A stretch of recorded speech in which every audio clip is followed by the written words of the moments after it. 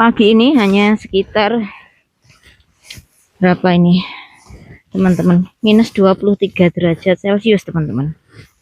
Jadi ya bisa kalian bayangkan sendiri seberapa dinginnya di sini ya teman-teman. Minus 23 derajat dan saljunya tebel banget.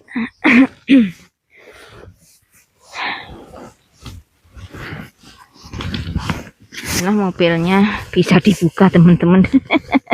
Kadang tuh susah dibukanya. Sebenarnya terlalu dingin untuk berkeliaran di minus 23 seperti ini ya, tapi nggak apa-apa, ada sinar matahari teman-teman, biar mukaku aku taruh di sini biar tersinari, biar lebih hangat meskipun tidak bisa menghangatkan.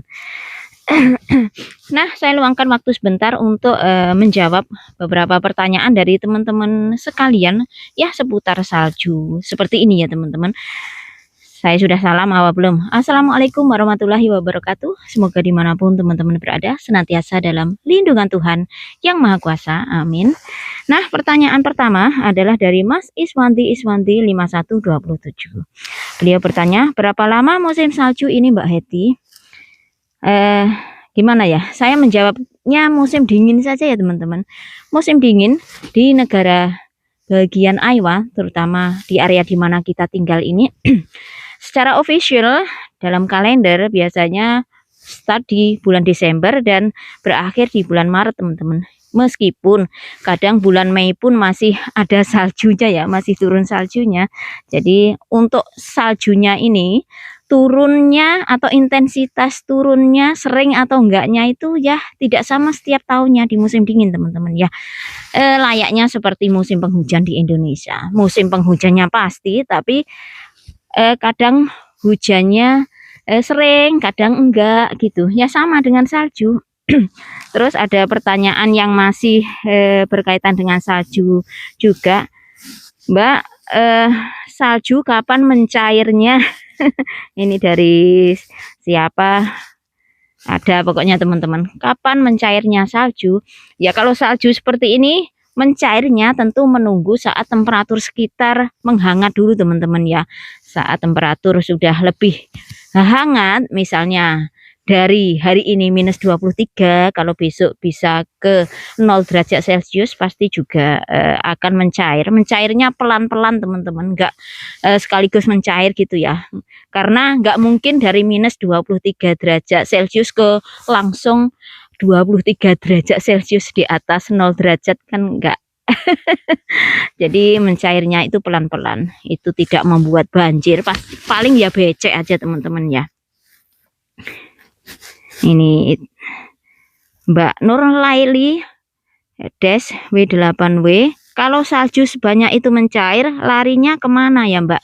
Nah itu Mbak sudah saya jawab ya, karena mencairnya pelan-pelan dan enggak sekaligus mencair, jadi ya paling bikin becek saja. Dan kadang kalau masih winter seperti ini, meskipun temperatur nanti agak meninggi, sebelum semuanya mencair biasanya akan ketambahan salju lagi, jadi ya seperti ini, awet di tanah. Seperti itu. Nah, pertanyaan selanjutnya adalah dari Mas Sudaryono. Bunda, butuh berapa waktu untuk adaptasi dengan iklim di Amerika?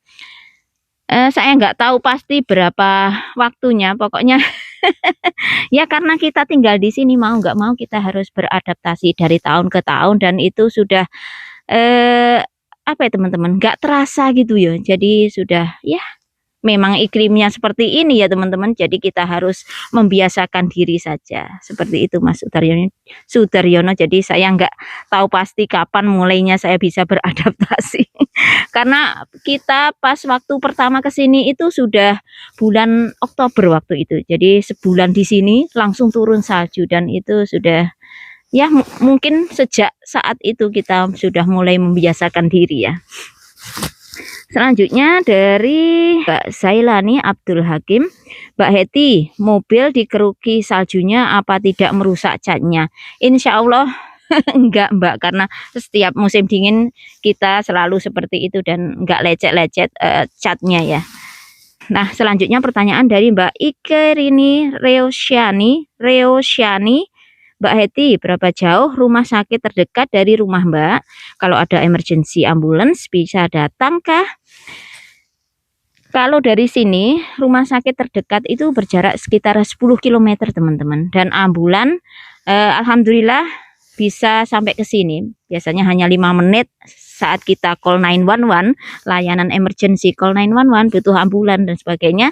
Mereka akan datang ke sini dalam waktu 5 menit, 8 menit itu udah bisa datang sampai sini teman-teman. Jadi lumayan mudah ya. Seperti itu Mbak. Selanjutnya dari Mbak Retnowati Rahayu, ya ampun mobil bagus-bagus tertimbun salju kok sampai setebal itu Mbak Eti. Kok ya ora eman, apa nggak lebih baik dibuatkan rumah garasi saja toh Mbak Heti? Ini beberapa pertanyaan juga teman-teman ya. Seperti Mbak Hikmah Netra Dewan Dakwah. Mbak, kenapa mobil nggak dimasukin ke garasi? Kan ngirit tenaga, nggak bersih-bersih salju. Ini masih seputar garasi teman-teman. Dari Mas Adi Prasetya, Bu, maaf itu bersihin pakai sapu, apakah nggak gores mobilnya? Alhamdulillah tidak ya, seperti setiap musim dingin kita selalu melakukan hal sama. Dan alhamdulillah tidak Mas Adi ya. Sebentar, pokoknya yang seputar garasi dulu ya teman-teman. Dari Langgo Flores 9550, Mbak mobilnya eman-eman kena timbun salju, buatin garasi.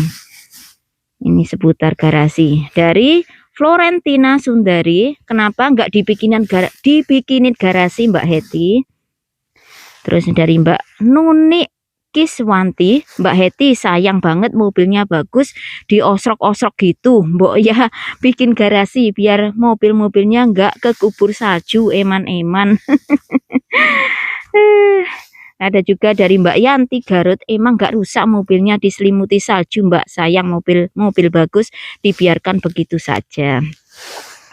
Seperti ini ya teman-teman, ini seputar garasi dan mobil yang tertutup salju. Ini kemarin kita sudah gosrok-gosrok itu kita bersihin dan sekarang seperti ini lagi, nanti kita gosrok-gosrok lagi.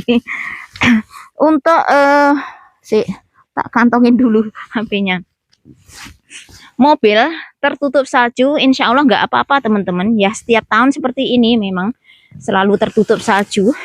Bahkan di lapisan bawah ini sudah menjadi es, tapi insya Allah nggak apa-apa teman-teman ya. Kalaupun hanya salju ya, yang bisa merusak mobil itu adalah satu, kalau ada badai es teman-teman, bukan badai salju loh ya, beda. Badai es itu berupa gumpalan es teman-teman.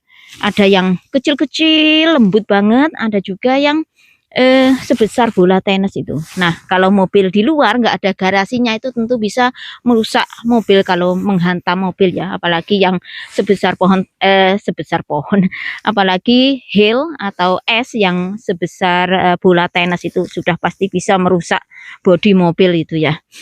Yang kedua, yang bikin mobil rusak, cepat rusak atau setidak-tidaknya bodinya itu bikin karatan di sini itu sebenarnya bukan saljunya teman-teman. Saya selalu bilang di setiap konten saya, saat turun salju itu biasanya temperaturnya malah anget, 0 derajat Celcius, 1 derajat, -1 gitu. Nah, setelah salju selesai turunnya, biasanya temperatur drop yang dari 0 derajat ke minus sampai -20, -23 seperti pagi ini. Seperti itu ya. Nah, perubahan dari 0 derajat Celcius ke minus itu biasanya salju yang ada di tanah itu akan membentuk lapisan tipis namanya lapisan es, dan itu kalau di jalan raya akan sangat membahayakan pengendara ya teman-teman. Nah, Department of Transportation biasanya mengantisipasi hal itu dengan mengeluarkan truk-truk mereka untuk memaintain jalan raya ya. Biasanya dengan cairan-cairan garam mereka akan apa ya istilahnya, spray jalan rayanya dengan cairan garam untuk menghindari agar saljunya itu tidak berubah menjadi lapisan es. Efeknya atau dampaknya buat kita pengendara, dampak baiknya adalah kita akan terhindar dari jalanan licin karena saljunya tidak mengeras menjadi lapisan es. Tapi dampak buruknya bagi kendaraan kita adalah Ini kalau kalian mengingat kembali akan pelajaran kimia teman-teman ya. Pelajaran kimia di sekolah dulu kita diajari kalau yang namanya garam terutama NaCl, natrium klorida, itu sifatnya korosif terutama ke logam ya. Jadi ion-ion NaCl itu biasanya meningkatkan konduktivitas air dan itu bisa memfasilitasi elektrokimia sehingga menyebabkan atau meningkatkan oksidasi pada logam. Ya, contohnya ini teman-teman di belakang kamera seperti ini. Yang saat berkendara di jalan ketika jalannya sudah dispray dengan larutan garam, akibatnya seperti ini di kendaraan ya. Tuh. Jadi berkarat seperti ini. Ini mobil-mobil lama yang jam terbangnya sudah tinggi. Kelihatan seperti ini. Ini adalah efek garam di jalan raya. Seperti ini teman-teman. Ini yang bisa merusak mobil sebenarnya. Kalau saljunya sendiri enggak teman-teman. Insya Allah enggak ya. Kita mobil yang van belum ada karaten atau apa ya, karena ini mobil lumayan baru 2018. Jadi ya masih sedikit jam terbangnya teman-teman. Tidak seperti mobil-mobil kita yang lain. Jadi kira-kira seperti itu jawabannya teman-teman. Tadi sebenarnya mau tak bales komennya teman-teman satu persatu, tapi ya kalau dibaca, kalau enggak gimana, mending saya jelaskan saja seperti ini. Jadi teman-teman yang lain barangkali penasaran juga bisa terobati rasa penasarannya ya teman-teman. Selanjutnya adalah untuk bikin garasi. Sebentar, aku tak pakai glove dulu biar enggak sakit tanganku. Nah, selanjutnya adalah kenapa kok enggak dibikinkan garasi. Sebenarnya kita sudah punya 2 garasi teman-teman. Tuh, garasi yang satu di situ yang untuk woodshed dan sebagainya itu ya. Yang kedua di sana, yang garasi untuk menyimpan traktor itu kan juga garasi sebenarnya. Cuman dialih fungsikan untuk menyimpan alat-alat pertukangan dan traktor dan sebagainya itu ya teman-teman. Dan mobil seperti truk ini kan mobil gede-gede, itu enggak bakalan muat di garasi. Jadi ya dibiarkan seperti ini saja. Dan untuk membuat garasi sendiri butuh permit teman-teman. Meskipun di lahan kita sendiri, untuk membuat garasinya itu butuh izin ya. Dan ya tentu saja kembali ke pajak dan sebagainya. Jadi setiap bangunan yang kalian lihat di tempat kita ini semua dikenai pajak kecuali cabin teman-teman. Cabin itu tidak berpajak karena apa? Karena pondasinya nggak kita tanam di tanah. Memang sengaja dibuat seperti itu agar tak terkena pajak. Kalau pondasinya digali ke tanah, digali ke dalam tanah, itu juga akan kena pajak. Jadi rumit teman-teman. Tapi satu-satunya cara agar kita bisa punya garasi baru dan tidak membayar pajak baru, ya bisa saja sebenarnya. Ini yang di woodshed itu, yang di sebelah truk ini, kita buat bangunan lagi yang lebih tinggi gitu. Jadi lokasinya di lokasi yang sama, dan ini kita robohkan garasi yang lama ini. Itu untuk barangkali mensiasati ya teman-teman.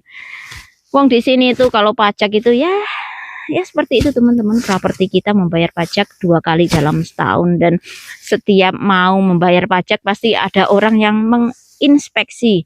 Kalau kita menambahkan bangunan dan tidak dilaporkan ke dinas perpajakan, juga menginspeksi bagian dalam rumah kalau kita menambahkan kamar atau apa gitu ya teman-teman. Jadi ya seperti itu di sini, so complicated.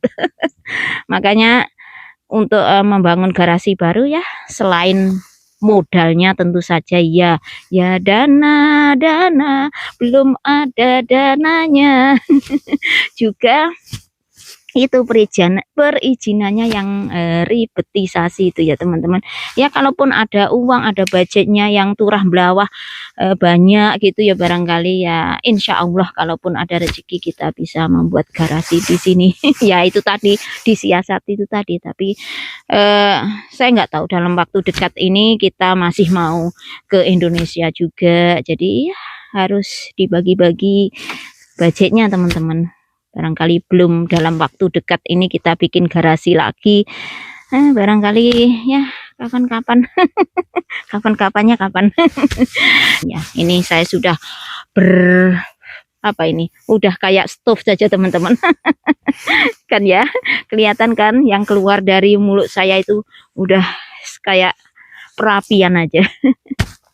Itu saja teman-teman barangkali yang bisa saya share untuk pagi ini. Semoga jawaban-jawaban saya yang singkat, padat, dan barangkali ada yang membagongkan bisa sedikit mengobati rasa penasaran dari teman-teman sekalian. Dan tak lupa saya juga mengucapkan banyak terima kasih bagi teman-teman yang selalu setia menemani kita di sini, menantikan video-video kita yang terbaru dari Amerika Utara. Ya, meskipun video-video ala kadarnya saja, tapi semoga harapan saya bisa menghibur hari-hari kalian dimanapun teman-teman berada. Sedikit banyak kalian bisa merasakan dari video-video yang saya share seperti apa kehidupan saudaramu ini loh yang berada di Amerika Utara.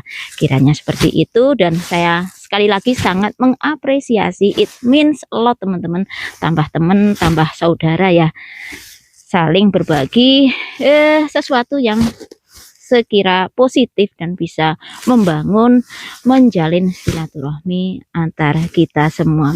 Ya, meskipun notabene kita tinggal di belahan bumi berbeda, semoga tali silaturahmi tetap terjaga ya teman-teman.